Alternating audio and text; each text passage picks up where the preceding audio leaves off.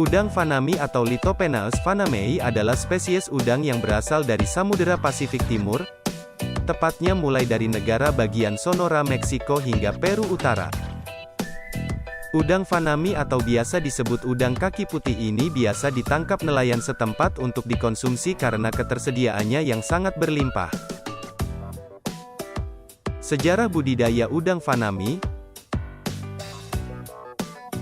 Berdasarkan data Badan Pangan Dunia atau FAO, udang fanami mulai dilirik untuk dibudidayakan setelah pengembangan akuakultur terus meningkat pada tahun 1940. Pemuliaan intensif dan pemeliharaan udang fanami pertama kali dilakukan oleh seorang peneliti Perancis di Tahiti pada awal tahun 1970.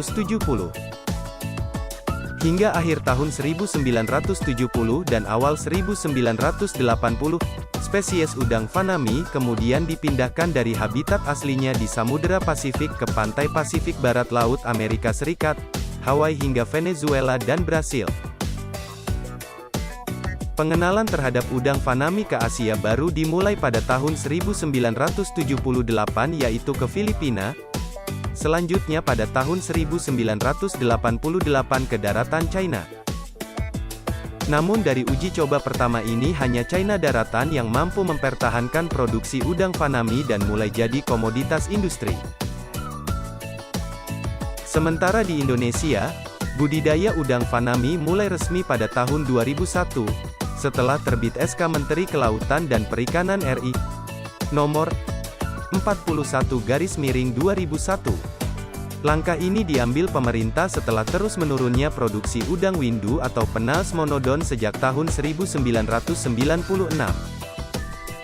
Hingga pada tahun 2004, perkembangan pesat budidaya udang fanami dapat mengalahkan udang windu dengan capaian produksi global mendekati 1.116.000 ton. Keunggulan udang fanami. Saat ini, udang fanami hampir menguasai pasar udang di seluruh dunia. Pada tahun 2016 saja produksi udang fanami mencapai 53% dari total produksi berbagai jenis udang yang dibudidayakan secara global. Pencapaian tersebut tentu karena keunggulan dari udang fanami sendiri yang jauh lebih mudah dipelihara dan tahan terhadap penyakit. Dikutip dari laman Kementerian Kelautan dan Perikanan Republik Indonesia, ada banyak keunggulan udang fanami, sehingga mampu mengalahkan budidaya udang windu. Di antaranya, 1. Produktivitasnya tinggi karena kelangsungan hidupnya juga tinggi. 2. Relatif tahan terhadap serangan penyakit. 3. Harga pakannya lebih murah, karena kebutuhan protein udang fanami lebih rendah dari udang windu. 4.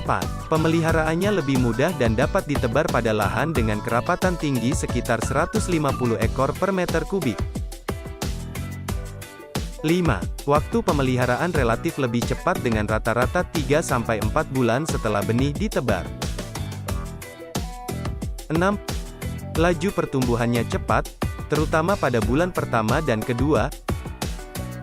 Jika kondisi normal dapat tumbuh hingga 3 gram per minggu. 7. Tahan terhadap kadar garam atau tingkat keasinan air yang rendah sehingga dapat dibudidayakan pada lahan air payau maupun air tawar. 8. Jika dipelihara dalam air asin atau dengan kadar garam tinggi, rasa udang menjadi lebih enak dan manis karena kandungan asam aminonya tinggi.